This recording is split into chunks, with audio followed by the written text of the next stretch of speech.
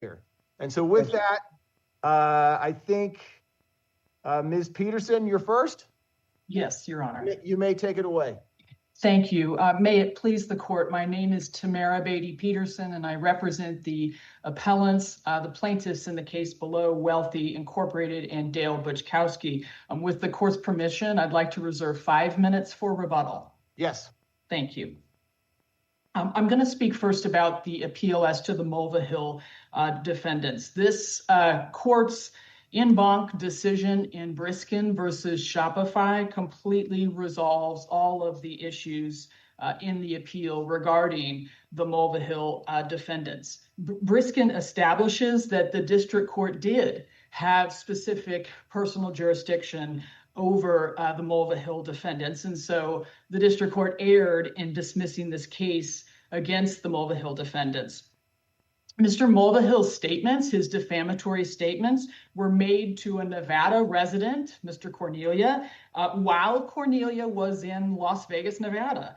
So Mr. Mulvihill committed a tort in Nevada. The district court specifically found that Mulvihill... Well, he didn't commit the tort in Nevada. He committed the tort in Brazil, didn't he?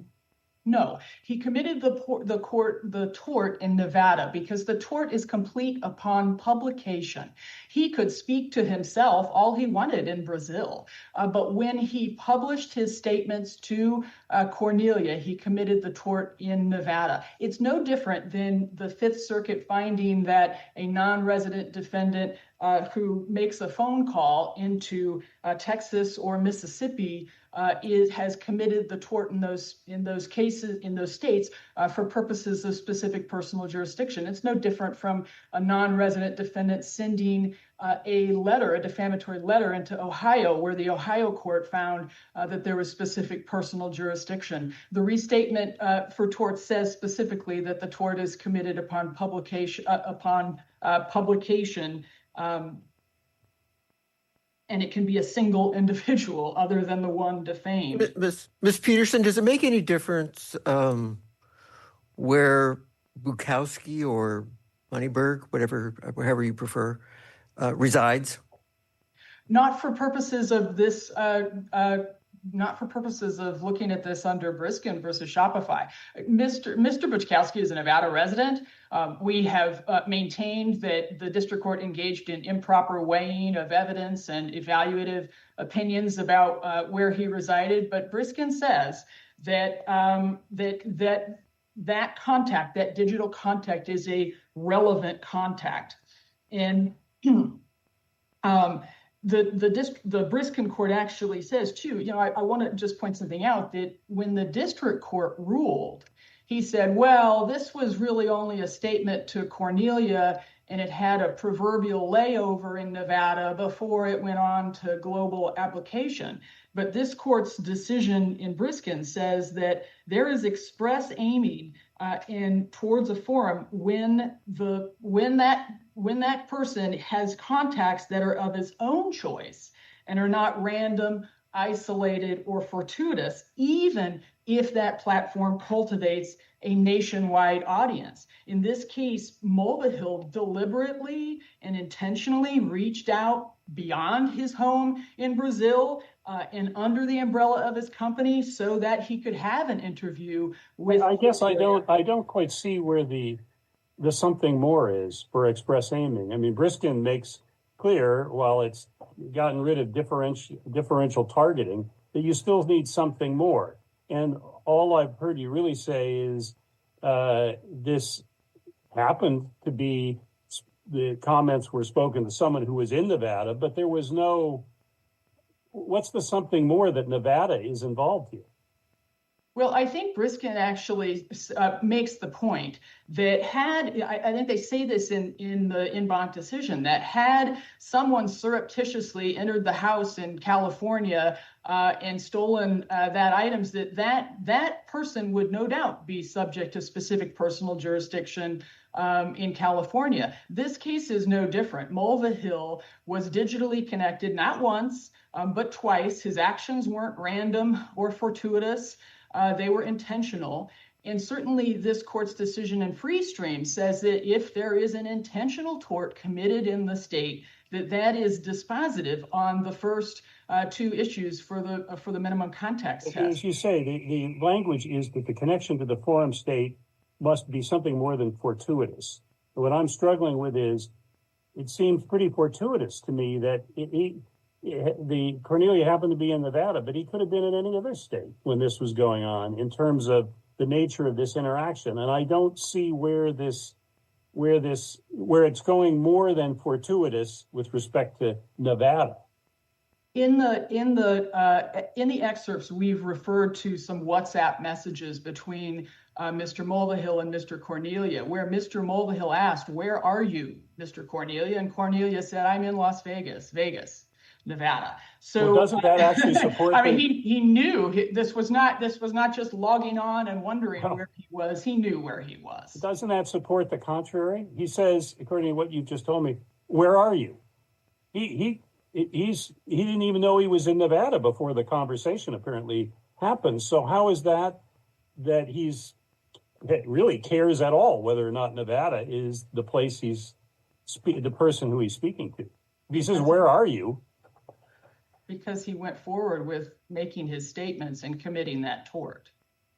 And the district court found that that Cornelia was digitally connected and was in Nevada. And that is dispositive on the issue.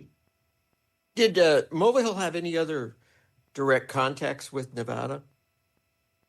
Mulvihill, well, he had been in Las Vegas previously. That was the subject of the discussions in the videos, that he was the subject of an arrest here in Las Vegas. So he did have a prior contact with Nevada, certainly. And that was with Bukowski. That's correct. He had his defamatory statement was that somehow Mr. Bukowski had set him up for that for felony arrest that he had here in Nevada. Did Mulvihill have any other contacts with Nevada? His business is not incorporated here. He's a resident of Brazil. But the contact that he had was the tort that he committed. If he had been on the edge of California and jumped over the state line to make his defamatory statements, we would certainly be considering him to have committed the tort here in Nevada. The fact that he's digitally connected is dispositive on the issue, because Briskin says that that's a relevant contact under Walden, even that's a relevant contact with the forum. If the panel doesn't have any other questions on the Mulvihill defendants, I'd like to move then to the appeal regarding the Cornelia defendants. The district court erred in finding that Mr. Bukowski and his company, Wealthy, were limited purpose public figures. There is a three-pronged test that this court has identified to establish whether someone is a limited purpose public figure, and it's the Planet Aid test. The district court engaged in no analysis of any of those three factors. And I'd like to highlight just a couple of those factors. The first one that this court says should be considered is whether a public controversy existed when the statements were made.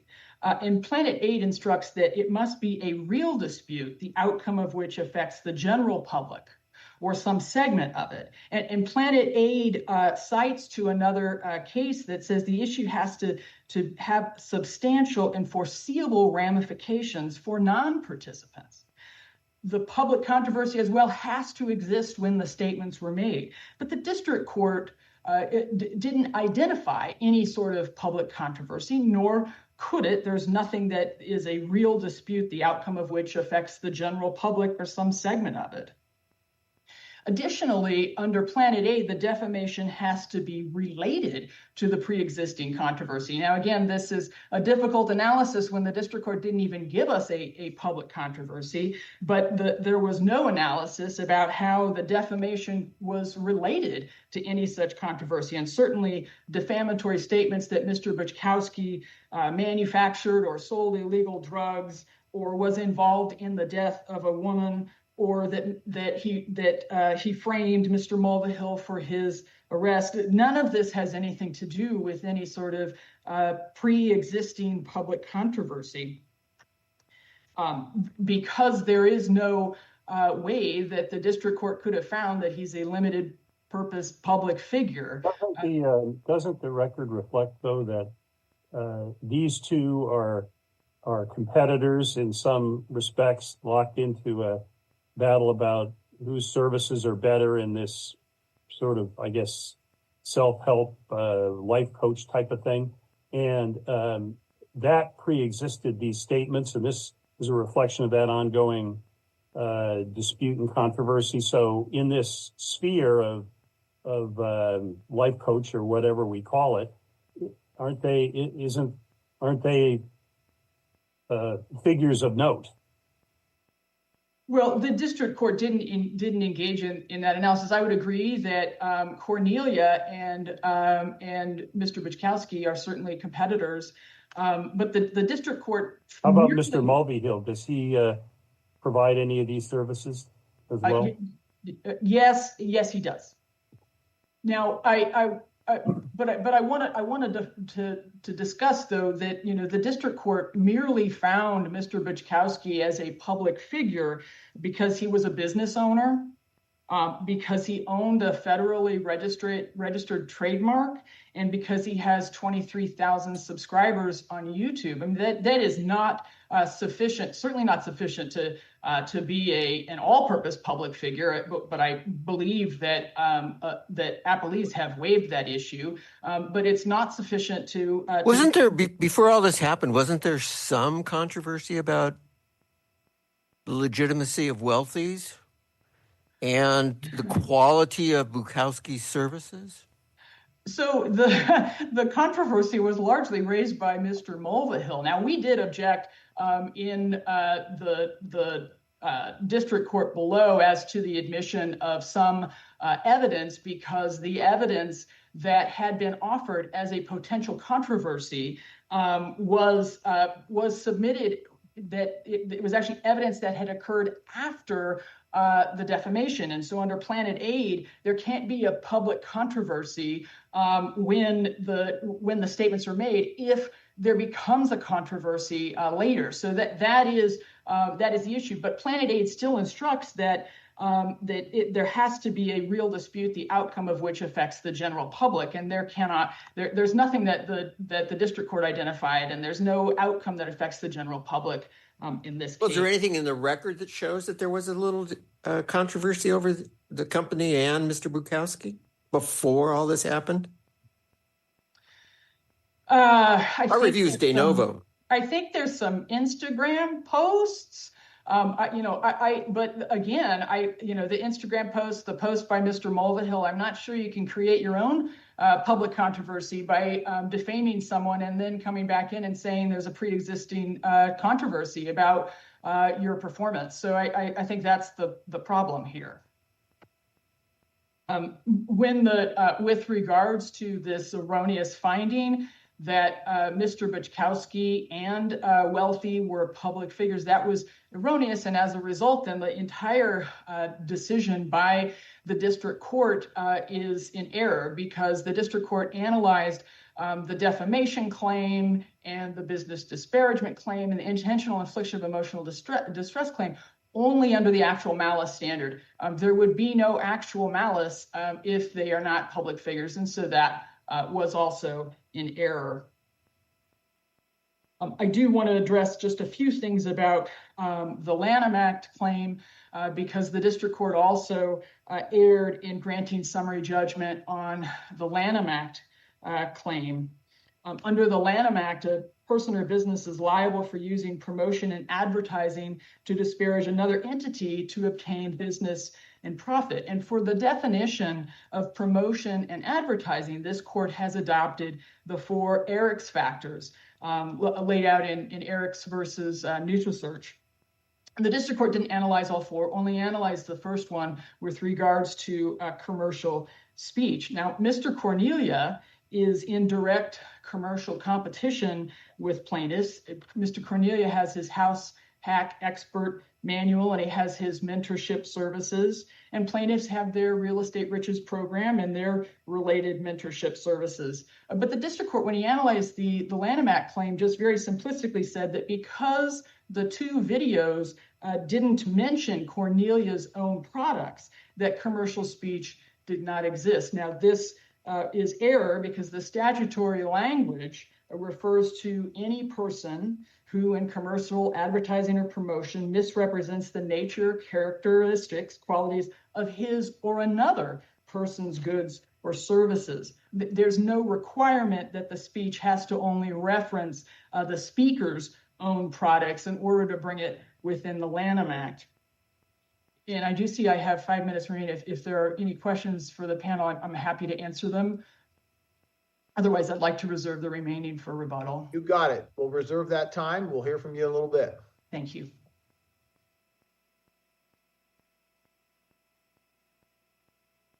All right. Go ahead, Ms. Green. Thank you, Your Honor. May it please the court, my name is Renee Green, and I represent John Mulvihill and John Anthony Lifestyle, LLC. From here on out, I will refer to them as the Mulvihill defendants.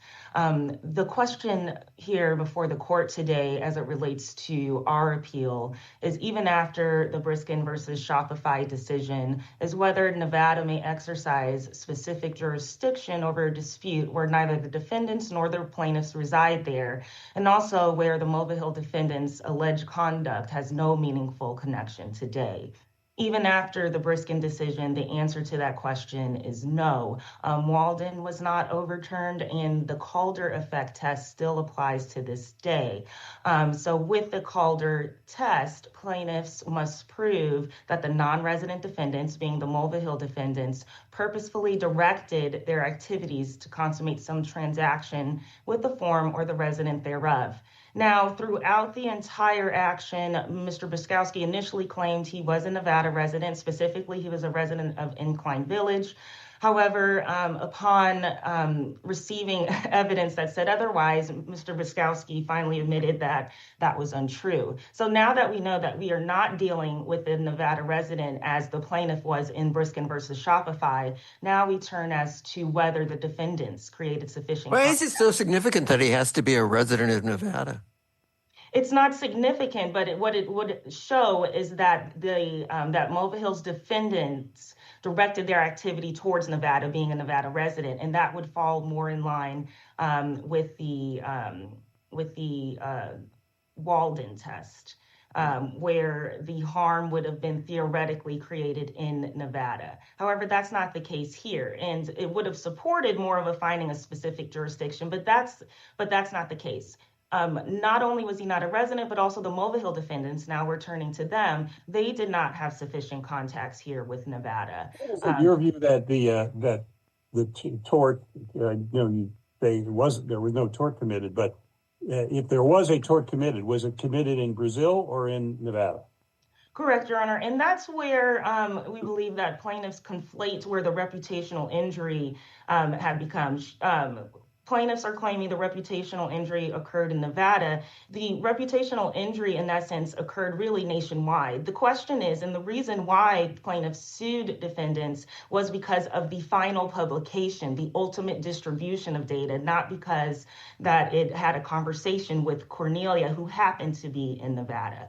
And that's really important. And even the Ninth Circuit determined that in Keaton, which was dealing with a Hustler magazine publication, it did not look to the paper distributor where the Hustler magazine obtained the print paper or the company that printed it. What it determined was whether the defendant had some level of control over the ultimate distribution of its products beyond simply placing the products in the stream of commerce.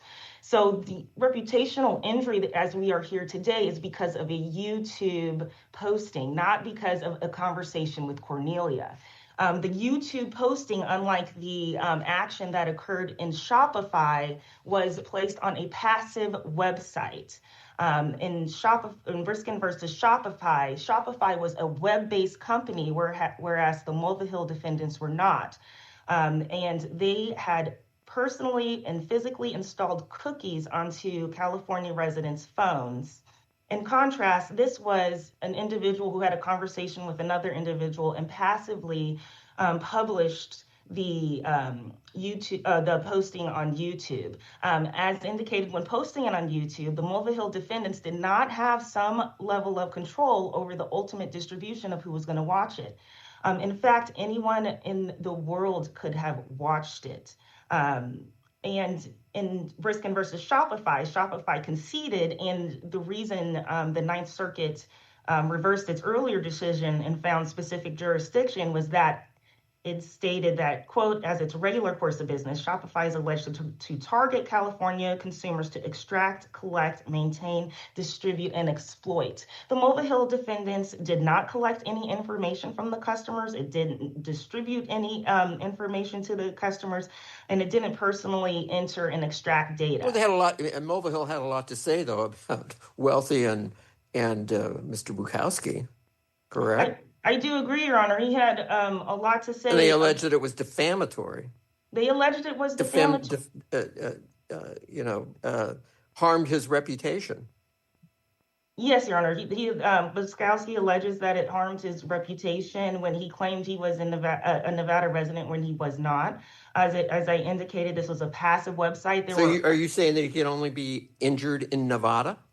No, he couldn't only be injured in Nevada. The question is, though, that defendants didn't have the requisite connection to Nevada in order to be hailed into court into Nevada.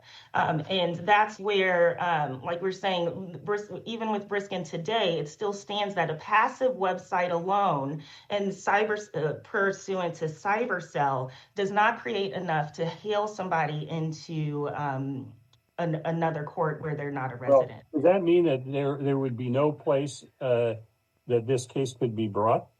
No, and that goes into, and I did kind of gloss over the first one. The second one is in regards to the connections to Nevada. There are no connections. The ones with Cornelius happenstance. So now we're going into the third one, is that jurisdiction in Nevada is unreasonable. I think as we sit here today, it's easy to see that jurisdiction could have been asserted somewhere else. Mr. Bukowski himself, after the court dismissed the action in Nevada, brought this nearly identical action in Wyoming, where jurisdiction would have been more proper. Wyoming is where Mulva Hill, one of Mulva Hill's entities, is incorporated.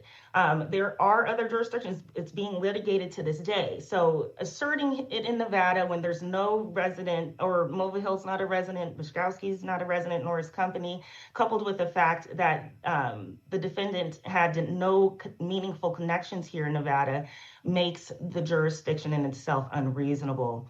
And Your Honor, I would like to reserve 3 minutes. If there are any questions, I would like to reserve the 3 minutes for rebuttal.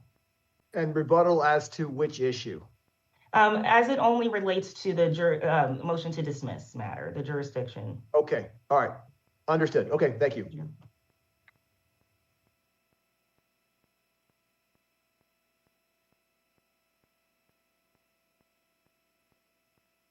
May it please the court, I am Mark Randazza here on behalf of Mr. Cornelia. This case is about abusing the litigation process to suppress journalism when the subject does not find the coverage flattering. And investigative reporting in this circuit is at stake. Now, the first issue I want to address is the public figure status. If you look in the record, we have magazine coverage about Mr. Bukowski's services and goods, beginning in Entrepreneur Magazine, Entrepreneur India, Haute Living, Tech Buzz, the Jerusalem Post, lastly, Playboy, Maxim, all of this prior to anybody saying anything about Mr. Bukowski. The Baltimore Post-Examiner, Business Insider, California Herald, Disrupt Magazine, FHM, bits of journalism after journalism, discussions on Reddit. This guy was not just a public figure, but willingly so. Now, this debate, this dispute, was there any, in your view, was there any controversy about him, or was that just all good promotional advertisement? Well, there's a lot of controversy about him on Reddit. There was a lot of controversy about him, and that's in the record. The record is replete with examples of this controversy about him. Is he? What was explain to me in your view, what was the controversy? Mr. Mulvihill and he were already in a dispute about these facts. Mr. Mulvihill was outspoken about him prior to this. That's why he was being interviewed by Mr. Cornelia. Mr. Cornelia has a journalism program here where he looks at people and he says, is this a real guru or a fake guru? One of the things they sued over was him being called a fake guru. That's not a statement of objective fact that can even be an issue for a defamation case. But there would be no reason to interview Mr. Mulvihill but for the fact that he is the most outspoken authority about Mr. Buczkowski. Well, I guess I'm wondering where the line, if Mr. Buczkowski here is a limited purpose public figure, I'm not sure where we draw the line. Who isn't a limited purpose public figure? I mean, he's not particularly, as I understand the record, some prominent person generally in the community. There are a plethora of podcasts and interviews these days. If you're involved in any of those things, do you automatically become a limited purpose public figure? Well, public figure status is contextual, Judge Seaborg. So, for example, in Nevada, if there was a Supreme Court case that dealt with a member of the thrifting community, we're talking about this little tiny community of people and somebody who's well known within it. Mr. Buczkowski has been one of these online selling his expertise people for about half a generation, competing with Mr. Mulvihill, or at the same time as Mr. Mulvihill in the so-called pickup artist sphere. He then took that and turned it into wealth investing. Well, it may well be. I'm not saying this, maybe this is the case, but it seems to me that under that sort of definitional construct, more people are limited purpose public figures than people who are not. I mean, I'm wondering where, and maybe that's the way the world is going, but where are the limits? I mean, well, I don't think that this case needs to define the limits of what makes somebody a public figure or not. I think if they look at Mr. Buczkowski in this case, on this record, there was a years-long debate about whether this guy was full of it or not. Millions of Instagram followers, dozens of press articles. Wherever that line is, he blew past it years ago, and he is well within it. Criticizing his goods and services, something that he spends a lot of effort marketing himself for. I mean, it's like saying a business that buys advertising, you can't argue that its advertising isn't true. It simply says... Let me ask you, if you're not in the world of a limited purpose public figure and there is no actual malice requisite, do you still have an argument that this shouldn't have proceeded in district court? I don't think that any reasonable juror could even find that this was negligent reporting. Mr. Cornelia interviewed somebody. He found him credible. Despite that fact, he checked up on him. The record shows that he interviewed trusted associates to get more information about him. He found no reason that he wouldn't be credible. There was no reason to doubt anything that Mr. Mulvihill said. So, yes, if in some strange world, someone with millions of followers, millions of viewers, just dozens and dozens of articles about him, both earned and bought media, isn't a public figure, you're changing the scope of public figure law in the Ninth Circuit if you find that. But even if you do, there's no way he's even going to be able to show negligence. But the fact is here, there was absolutely no way that any reasonable juror could have met the standard for defamation.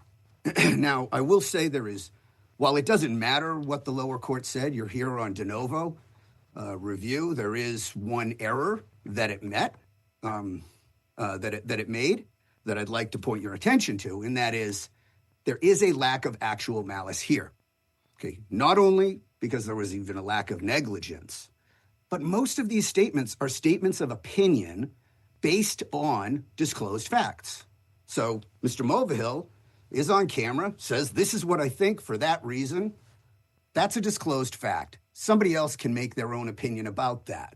Mr. Cornelius stated that at the beginning of the broadcast, as the record shows, that everything here was merely allegations. Do your own research. But every bit of opinion here was based on a disclosed fact. But if you do not find actual malice, you must also find that Mr. Cornelius satisfied prong 1 of the Nevada anti-SLAPP statute. All right, that standard, as shown in Rosen versus Tarkanian, is an even easier standard for a defendant than actual malice. Actual malice, as you are all aware, requires knowing falsity. We don't have that, or a reckless disregard for the truth. We don't even have negligence, much less recklessness. Under prong 1 of the anti-SLAPP statute, even recklessness is permitted. Good faith means true or without knowledge of its falsity, even allowing recklessness. The other issue that I'd like to address is this commercial speech issue. The fact that it's being called false advertising. It's simply absurd and part of a disturbing trend that I've seen as a defamation defense attorney that plaintiffs are trying to do, to try to call anything that they want to bring as a defamation case as false advertising. The best example, not in this circuit, is the Tabinic versus Novella case, which we cited. In that situation here, what you have here is the speech has to be an advertisement. This court adopted a definition that includes that the speech must be made for the purpose of influencing customers to buy the defendant's goods and services. If you look at this interview, there's nothing in here trying to say you should come and buy Mr. Cornelius' pamphlet that he put out a year or so before. All right, a simple motive to sell copies of a publication or to obtain an incidental economic benefit without more doesn't make it commercial speech. All right, if you look at Eriks versus NutraSearch Corp., the type of economic motivation is not the focus. The crux is on whether the speaker had an economic motivation, so the economic benefit of selling some other services was the primary purpose of speaking. It's an intent to influence consumers to come to Mr. Cornelius' services. Mr. Cornelia did want consumers to come to his YouTube channel, but to watch and learn about what he had investigated and found. You know, if we adopt their view, it would mean that no journalist could discuss anything at any time prior to them practicing journalism. That's even more absurd than Tabinic versus Novella. If you have any questions, I'd be glad to answer them. Otherwise, I'd like to reserve the rest of my time on my prong 1 argument for rebuttal. Very well. Thank you.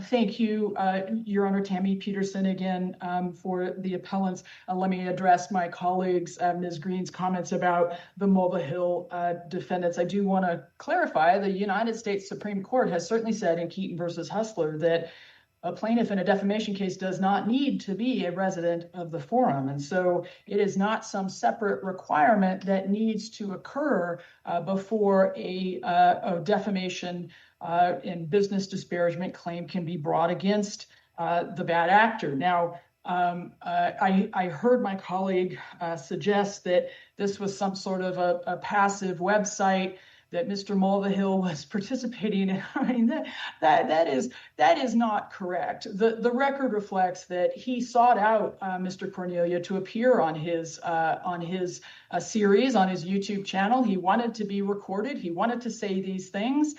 He asked where Cornelia was located. He found out he was in Las Vegas. He even asked Cornelia if Cornelia had insurance for defamation. And then he got on a video and he said that these defamatory statements, not once, but twice. The argument that somehow it would be unreasonable to exercise jurisdiction over the Mulvihill defendants. Actually, we don't really have a reason in the briefing below or a reason today why it is unreasonable to exercise jurisdiction over the Mulvihill defendants in Nevada. What we have is a statement that Mr. Mulvihill doesn't reside here, and a statement that there is some factual disputes about Mr. Bichkowski's resident. That is not enough to say that it is unreasonable to exercise jurisdiction over a non-resident defendant. The tort was committed when the defamatory statements were made and published. I want to address a few of my colleagues' comments with regards to public figure status. And first, I want to be clear. I mean, there's no finding that Mr. Buczkowski is somehow a celebrity or a public official or a household name.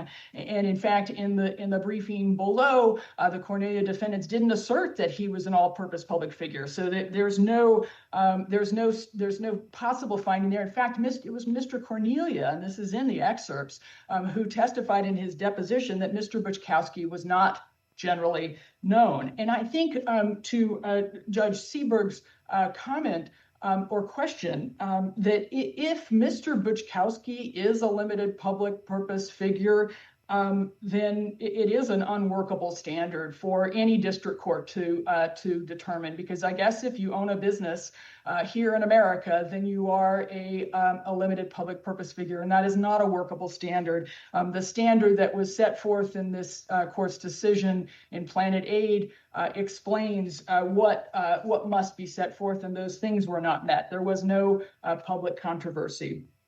I did hear my colleague assert that that Mr. Cornelia somehow found Mr. Mulvihill credible. I want to be clear about this. You know, Cornelia didn't publish, wasn't engaging in some live video.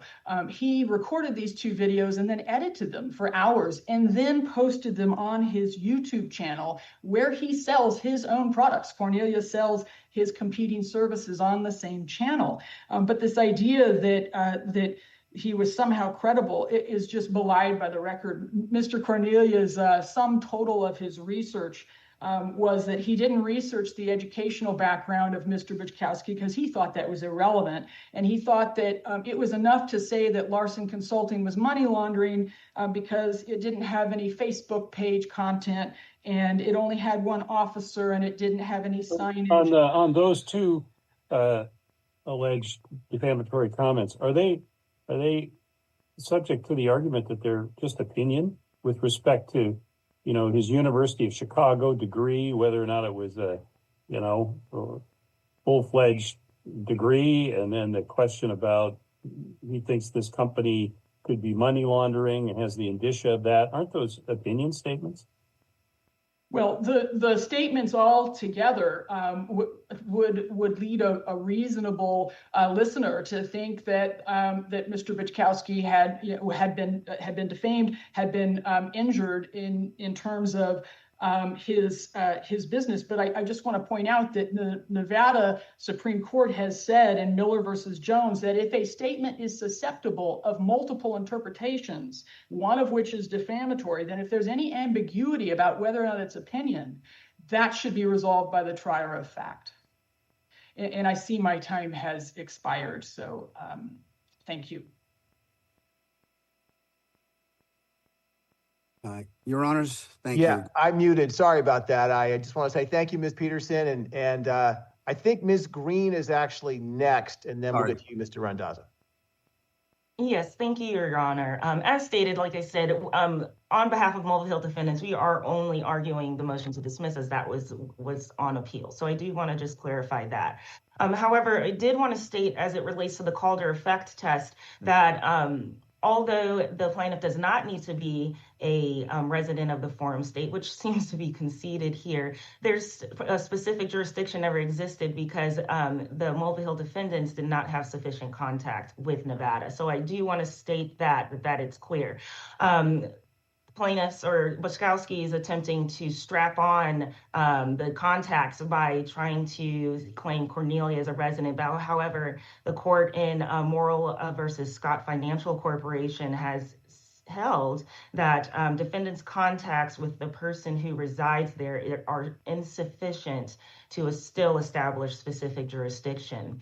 As stated, even the new ruling in Briskin versus Shopify does not change the district court's analysis in this case, because in Briskin versus Shopify, we are dealing with a web-based company where the Mulvihills were not, who extracted data from the customers.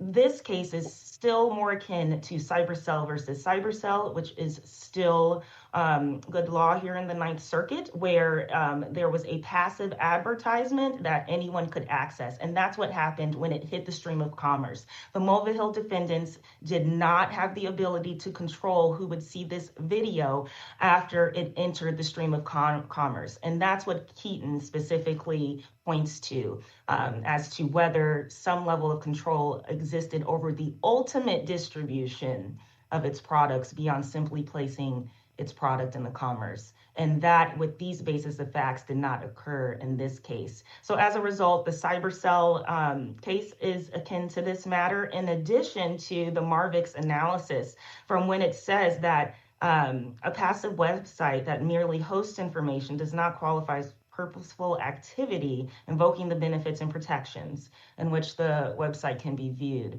I also wanted to just indicate as well that it's there are many reasons as to why asserting jurisdiction here in Nevada is unreasonable. It has been a burden on defendant to be hailed into a court from which he has no contacts with and very expensive. Also, too, there are other jurisdictions who are better served, as I indicated, Wyoming, even where Bushkowski lives, which is likely Illinois, who have a more of an interest in adjudicating this dispute as well. And if I don't have any other questions, Your Honor, that is my time. All right, thank you, counsel, and we'll wrap up with Mr. Randazzo. Thank you, Your Honors. For the public figure issue, an aggressive advertising campaign that invites public attention, comment, and criticism establishes public figure status. That's Makeff versus Trump from this court.